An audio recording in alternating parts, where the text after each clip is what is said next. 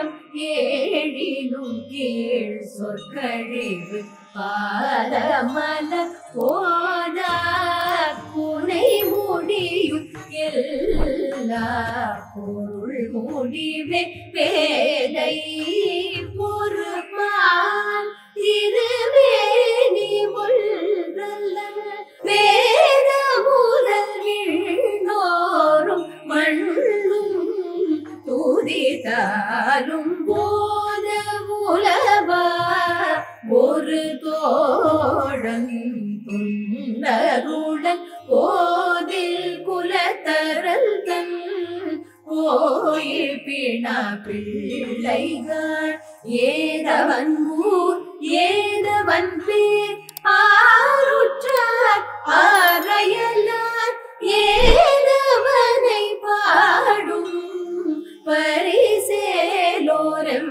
పవా. ఇప్పుడు ఈ 10వ కృతి యొక్క భావము అంతరార్థము తెలుసుకుందాము. ఈ 10వ కృతి యొక్క భావం ఏమిటంటే, అంతా భక్త బృందము ముందుకు సాగి ఇట్లా అనుకునిచుండిరి.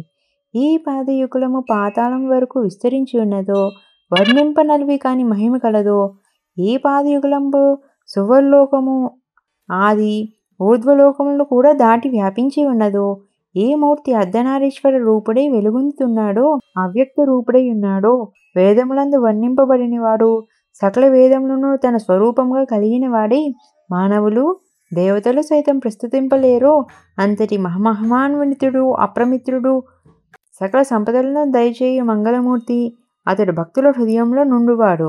ఓ సదాశివ, శివికులారా, ఆ సర్వేశ్వరుని తెలియను పొగడును ఎవరి తరము? ఆ సర్వజ్ఞులకు ఎవరు అంతరంగికులు కారు? అట్టి మహాశివుని స్తుతి చేయి విధానం ఎట్టిదో మాకు తెలియజేయండి. దీని తాత్పర్యం ఏమిటంటే, ఆ బాలికల భక్త బృందం శివుని ప్రస్తుతించు కోవెలలోని కొలను వద్దకు పోవచున్నారు. మహాశివుని పాద పద్మముల సకల లోకములను దాటి విస్తరించి ఉన్నవి. ఆ జ్యోతిర్లింగ శిఖరము పువ్వులతో అలంకరింపబడి విశ్వమంతటి కన్నా పైన ఉన్నది.